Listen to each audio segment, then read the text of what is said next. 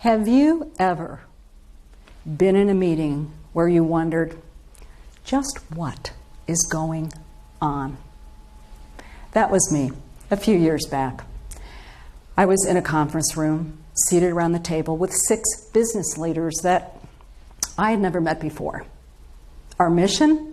We were part of a newly formed new product development team.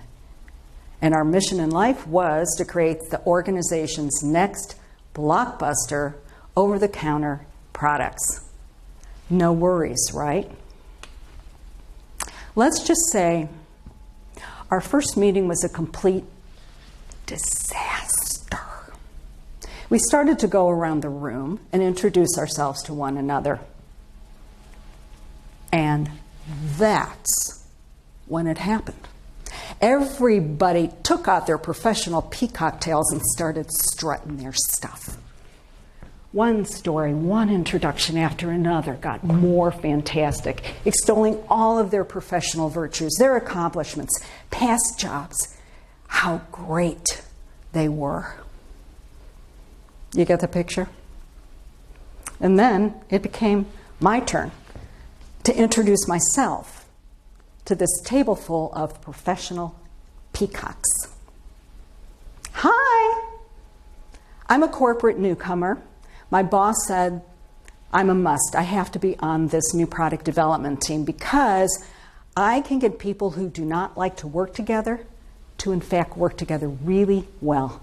But other than that, I have absolutely no idea what I'm doing or why anybody in their right mind would have put me on this team.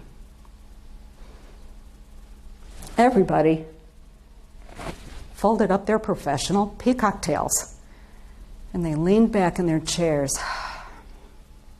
Frankly, Babette, none of us have any idea what we're doing on this team either. We figure by the end of this initiative, we're either all going to be heroes or we're going to get ourselves fired. True story. And so we began. There was this one meeting in particular. No sooner had one sales or one marketing colleague come up with a new product concept or a new idea when somebody from IT, I was from clinical research, drug regulatory affairs, legals, shot him down immediately. You can't do that. That is not how we do things here. That will never work. No, there's too great risk involved. I don't think we should move forward. No, no, no, no. Until one of the marketing guys leaned across the table and said, you know, instead of continuing to tell us what we cannot do, why don't you tell us what we can do? And that was our breakthrough meeting. Instead of focusing only on risk and limitations, we started to focus on opportunities. We focused on what we can accomplish together instead of on what we never could accomplish, no matter how hard we worked on it. And that became our team's defining voice.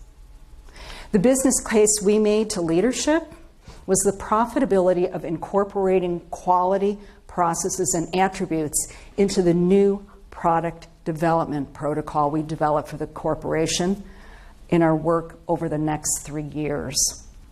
What you can do together instead of limiting yourself and dwelling on what you can never accomplish.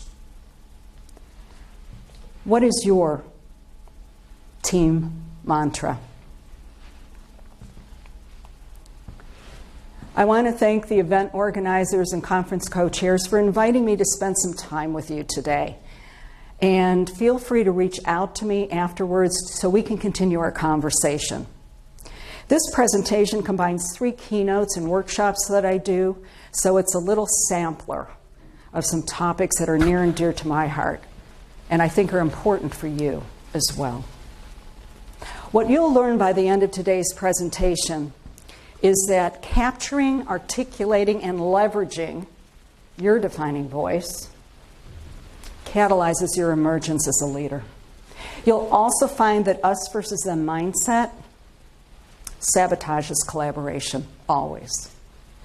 And that when everybody in the workforce understands how what they do complements the quality of what everybody else does, they own customer retention. Now, my defining voice evolved.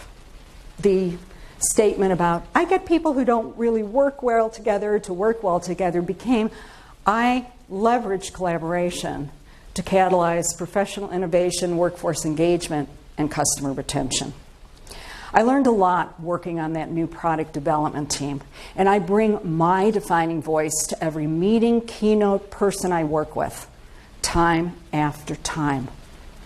But something else happened over those 3 years. And it was based on my observations of just what went on and all the decisions we had to make. I realized that depending on where we all sit around the table, we see the same things differently. And shouldn't our differences become our strengths and opportunities instead of impediments to innovate, collaborate, and differentiate and better serve our clients? So, what is your defining voice? Chances are that you, like me, acquired your defining voice early on in your career, but you dismissed it as unimportant, insignificant. I mean, getting people to work well together. Doesn't everybody know how to do that? Your defining voice are your words, your actions, and your values, which you do so effortlessly that you take these for granted. You assume everybody knows how to do what you do. In reality, no one delivers what defines you quite the same way that you do. Now, if I go around the room today and ask each one of you, and I do in workshops, what is your defining voice? Chances are you're going to tell me about your professional backstory. The stuff we put on resumes, our degrees, the jobs we had, our certifications, our awards, the stuff we feel we make us look credible to other people. Our professional backstories are our peacock tails. And we're devoted to them, aren't we? The truth of the matter is that your professional backstory does not capture the defining voice that each one of you brings to your organization's business table and value stream. Because trust me, friends, when you're seated around a table wrestling with big, hairy issues that require both courage and critical thinking skills, nobody's checking out your LinkedIn profile or what's on your resume. So, what is your defining voice?